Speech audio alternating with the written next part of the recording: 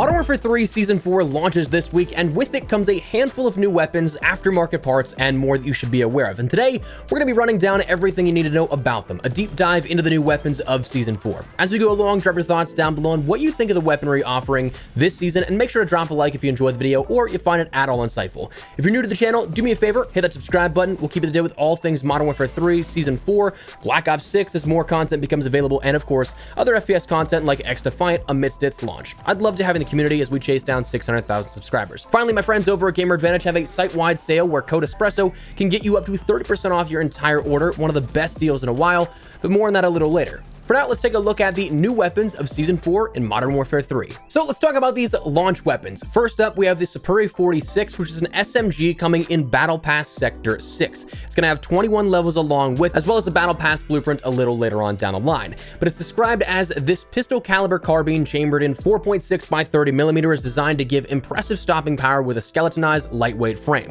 Exceptionally adaptable, this weapon can be modified to excel in most combat scenarios. As you'd expect, given the size and the caliber, the Superi 46 is impressively impactful at close ranges, with 30 rounds in its chamber and 90 in reserve. However, this SMG offers accuracy to mid-range and above average recoil control, delivering practicality as well as the firepower you need for most circumstances. It's also described that it's highly customizable and supported with a rapid reload animation, making it ideal for tinkerers who prefer fighting up close. This description coming from the Battle Pass blog released yesterday, it states that the weapon's reliable accuracy and lightweight frame give it a strong base to build upon, whether you push for more speed or focus on improved recoil and range. So this is going to be one that honestly I'm really looking forward to playing around with. I'm a big SMG AR guy, and honestly I'd be curious to see where this fits in regards to the meta for not only MP but also Warzone, seeing if it can break into the mold here and if it's going to be something we see for a long time to come.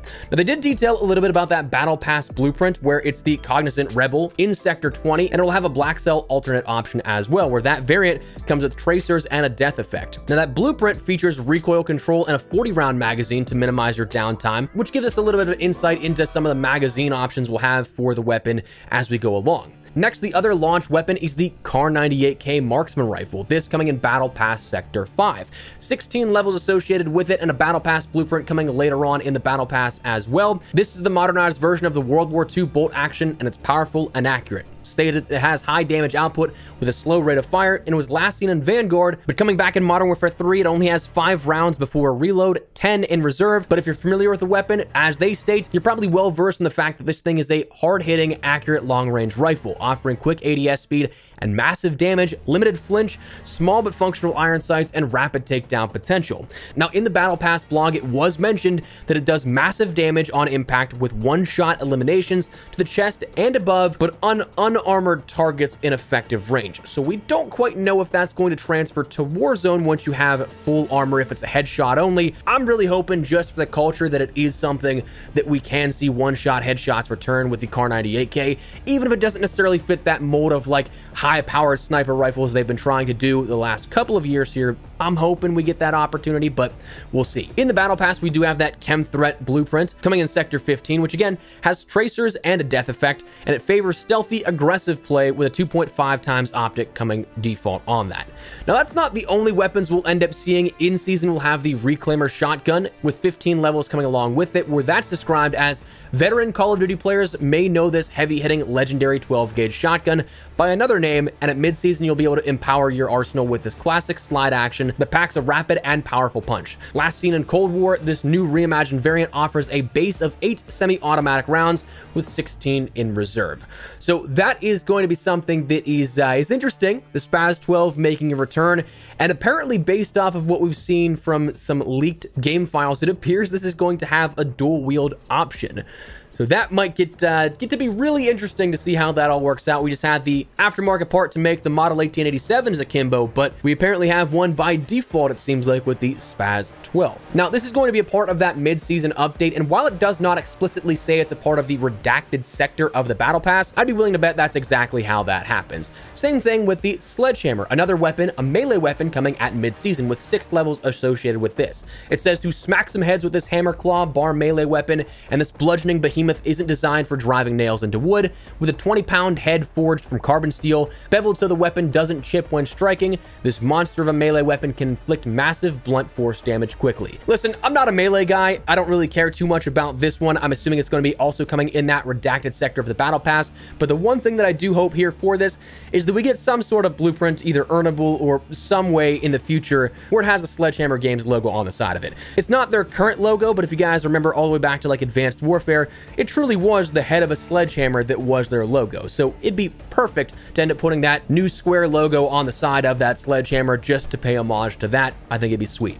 But that's your weapons coming in the battle pass and in mid-season here in some capacity, and what you can look forward to in terms of functional weapons. But that said, that's not the only stuff we can look forward to, because the interesting part about Modern Warfare 3 is that while we have 4 weapons coming, throughout the seasons we've seen weekly introductions to the aftermarket part system, stuff that isn't entirely new weapons, but functionally speaking, they alter the guns in a tremendous fashion that sometimes they may feel brand new. Season 4 looks to keep that ball rolling, and we have a handful of those coming along with that. Those including the Jack Harbinger kit for the M4 assault rifle in Modern Warfare 2, turning the M4 into a 50 cal conversion. So that'll be an interesting one. We have the Jack Gunslinger, which is for the Basilisk handgun, and it alters the chamber to allow the revolver to hold 8 rounds of 357 with an exceptional increase to the rate of fire and near instantaneous trigger action. The Jack Volk is going to be for the KV inhibitor sniper rifle, and it's stated it's a meticulously crafted stock and receiver modification that updates the weapon to fire a 2-round burst, which reminds me of another classic weapon here from the sort of Call of Duty and Sledgehammer Games universe, the NA-45. Now,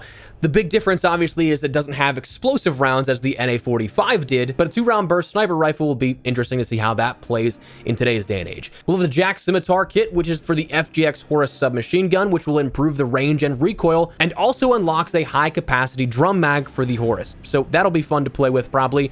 The Jack Thumper 656 is going to turn the RGL-80 into an improved long-barrel infantry-carried grenade launcher, which will fire projectiles at higher velocity and distances. And if leaks are to be believed, it seems like you're also going to be able to shoot a number of different projectiles, not just the launcher ammo that comes along with that. Then we have the Jack Requiem, which is the Kastov 762 assault rifle aftermarket part, which is a counterbalanced rifle system designed to completely eliminate vertical recoil. That is going to be insane, and honestly might bring the Kastov 762 back into an area where it's very much so a competitive weapon. I mean, it was one of the competitive rifles all throughout Modern Warfare 2's main year of support, but now mitigating almost all vertical recoil is going to be kind of nuts. Then the Jack Decimator is compatible with the Lockman Shroud submachine gun, which again, another Modern Warfare 2 weapon, but I'm curious about this one because it's a modification that allows it to fire in full auto. So just kind of a slightly better damage-wise MP5 already, or rather Lockman sub, sorry. That's not the name of it in-game, but yeah, that'll be an interesting one. And the Jack Intimidator is for the Renetti handgun, which will slow down your rate of fire. It'll take more deliberate shots with the modification, but it's going to turn it to a single-shot weapon. So I'm curious to see what that trade-off will be if we end up getting more damage as a result. But anyways, that's your aftermarket parts coming along with Season 4 as well. Now, the one interesting part here mentioned with this is, of course, the Warzone mobile connection. Pretty sure this is the first time. I don't remember reading about this in Season 3, but it's stated explicitly that Season 4 aftermarket parts are also unlockable throughout the season by spending either Arsenal coins in the Arsenal store or unlocking them in Warzone mobile as well. So if you're somebody that likes to play on the go, you can progress these, whereas in the past you couldn't always one-to-one with some of those aftermarket parts.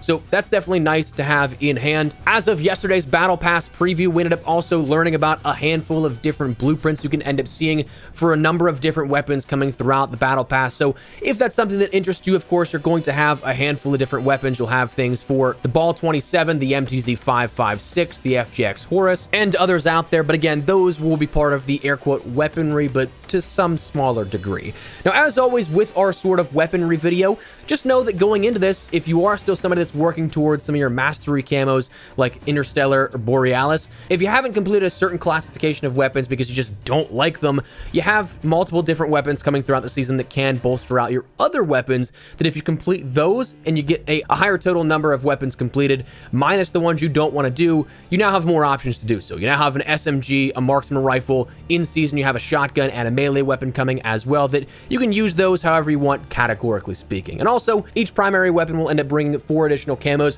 1 for that melee weapon, so you're going to have even more camos to choose from throughout the season as it goes on. But that is your weapons and everything that you should know about as a deep dive into Season 4's upcoming weaponry. So that said, that is where we're going to wrap it up. Before I do, though, make sure to check out my friends over at Gamer Advantage for what I firmly believe are the best blue light glasses on the market. They're the most lightweight, comfortable, and durable frames out there as far as I've used, and I definitely think they've helped my daily productivity. Right now, there's a limited time 25% off discount site-wide going on for Memorial Day, and the cool part is that with code Espresso, you can get another 10% stacked on top of that to be a total 35% off your entire order. That's one of the best deals we've seen in a little while with Gamer Advantage. So if you guys want to learn more, at the very least, I'd recommend checking out their website where they can better break down the science and all the specifics way better than I could. But what I can personally say is that I'd highly recommend them. So if you'd like to learn more, check the link in the description below. And if you'd like to pick some of the up for yourself, use code Espresso to get 35% off your entire order. But for now, that is going to wrap it up. Let me know your thoughts down below on what weapon you're looking forward to, any new weapon, any aftermarket part, whatever the case, drop your thoughts.